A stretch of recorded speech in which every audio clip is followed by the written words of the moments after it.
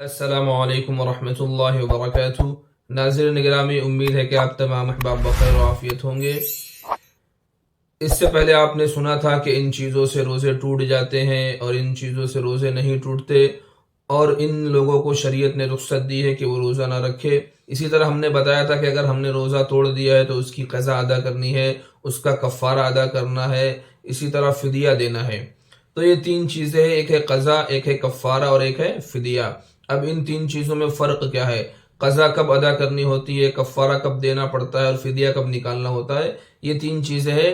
इसलिए कि आमतौर पर लोगों को ये बातें मालूम नहीं है कि क़ज़ा किसे कहते हैं, कफ़ारा किसे कहते हैं और फ़िदिया किसे कहते हैं। तो आज मैं आपके सामने इन तीनों की मुकम्मल तफ़सील रखूँगा कि क़ज़ा किसे कहते हैं, कफ़ारा किसे कहते हैं और फ़िदिया किसे कहते हैं, और इनका महल क्या है कि किस वक्त इन तीनों को अदा किया जाता है।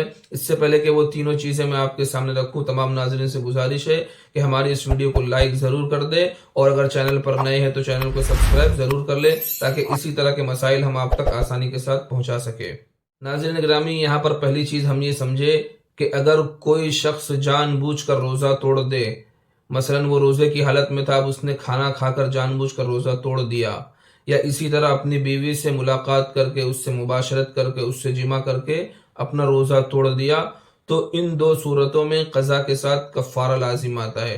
क़ज़ा होती है कि अगर कोई रोज़ा टूट गया तो उसके बदले एक रोज़ा रखना, लेकिन कफ़ारे का मसला ये है कि अगर हमने रोज़े की हालत में जानबूझकर खाया, या रोज़े की हालत में बीवी से मुलाकात कर ली, उससे हम बिस्तरी कर ली, तो अब ऐसी सूरत में हमें एक क़ज़ा तो करनी है और साथ में कफ़ारा अदा करना है, और एक रोज़े का कफ़ारा जो है वो 60 रोज़े मुसलसल रखना है, कि मुसलसल 60 रोज़े रखना। अगर उनमें से एक दिन भी छूट गया तो दोबारा हमको 60 रोज़े मुसलसल रखने पड़ेंगे। ये एक रोज़े का कफ़ारा है। अब शरीयत ने इतनी गुंजाइश दी है कि अगर कोई शख्स इतनी ताकत नहीं रखता है कि वो मुसलसल 60 दिन तक रोज़े रखे, तो कुरान करीम में अल्लाह ने कहा है, फ़मन लम यस्तति' फ़इत्आमु सित्तीन मिस्कीना, कि अगर वो इसकी गुंजाइश नहीं रखता कि वो मुसलसल 60 रोज़े रख पाए, तब उसको चाहिए कि 60 मिस्कीनों को खाना खिलाए, कि या तो एक दिन में 60 मिस्कीनों को खाना खिला दे, या एक ही मिस्कीन को रोजाना सुबह शाम 2 टाइम 60 दिन तक मुसलसल खाना खिलाते रहे, तो इस तरह से उसके एक रोजे का कफारा अदा हो जाएगा। और तीसरी चीज ये है कि अगर वो एक गुलाम आजाद कर दे तो भी उसके एक रोजे का कफारा है। और ये जो तीसरी चीज है, इसका तो हमारे यहाँ तस्वुर ही नहीं है, ना गुलाम का ना बांदी का, तो ये तीसरी चीज तो हमसे हो नहीं सकती।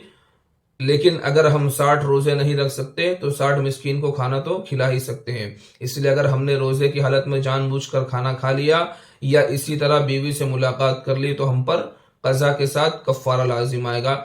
इन दोनों के अलावा जो और दूसरी चीजें हैं जिनसे रोजा टूट जाता है, तो उससे सिर्फ क़ज़ा लाजिम आती है कि मसलन अगर आपने एक रोजा तोड़ दिया तो उसके बदले आपको एक रोजा रखना है, ये एक रोजे का कफ़ारा है। तीसरी चीज है फिदिया, कि फिदिया किसे कहते हैं, फिदिया कब दिया जाता है? कि फिदिया जो है वो कोई दाइमुल मरीज, यानी कि वो ऐसा मरीज हो कि उसके तंदुरुस्ती और उसके सेहतयाबी की उम्मीद खत्म हो चुकी हो, बिल्कुल बिस्तर मर्ग पर पड़ा हो, ना वो नमाज पढ़ सकता है ना रोजा रख सकता है, तो ऐसे शख्स की तरफ से उसके रोजे का और उसके नमाज का फिदिया दिया जाता है। और एक फिदिये की मिकदार जो है वो सदक़तुल फित्र के बराबर है, जो हम ईद उल फित्र से पहले सदक़े फित्र अदा करते हैं। मसलन 2.25 सेर गेहूं, या उसकी कीमत, जिस कीमत का गेहूं हम खा रहे हैं उस हिसाब से 2.25 किलो गेहूं की कीमत निकाल ले क्या बनती है, उसी हिसाब से हमें हर रोजे और हर नमाज का फिदिया कैलकुलेट करना पड़ेगा। मसलन दिन में 5 नमाजें फर्ज है, इसी के साथ आपको वित्र की नमाज भी इसमें जोड़ना है, इसलिए कि वित्र की नमाज वाजिब है, तो दिन भर की 6 नमाजें और इसी तरह रोजा। अब उनकी पूरी जिंदगी में उनके जितने रोजे छूटे हैं, जितनी नमाजें छूटी है, उन तमाम नमाजों और उन तमाम रोजों को आप कैलकुलेट कर लें। टोटल मिलाकर जितने उनके नमाज और रोजे के फिदिये बनते हैं, हर एक के बदले आपको एक फिदिया अदा करना होगा।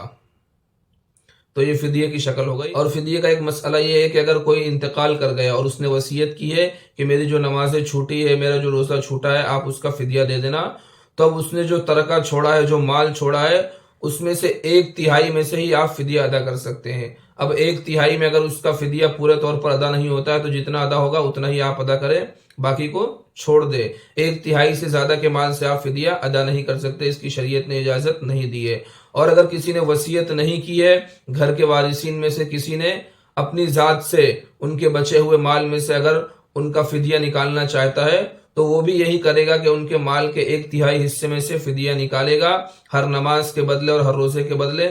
اور اگر اس نے اس طرح کر دیا کہ میت نے وصیت نہیں کی تھی لیکن اس نے اپنی طرف سے ان کے نماز اور روزے کا فدیہ ادا کر دیا تو گویا کہ اس نے میت پر احسان کیا ہے. تو ناظرین گرامی یہ کچھ مسائل تھے قضا اور کفارہ اور فدیے کے متعلق سے جو اکثر لوگوں کو معلوم نہیں ہوتے. تو امید کرتا ہوں کہ آپ کو یہ مسئلہ سمجھ میں آ گیا ہوگا. آخر میں تمام ناظرین سے گزارش ہے کہ اس کلپ کو زیادہ سے زیادہ شیئر کرے اور اگر چینل پر نئے ہیں تو چینل کو سبسکرائب ضرور کر لے. السلام علیکم ورحمۃ اللہ وبرکاتہ.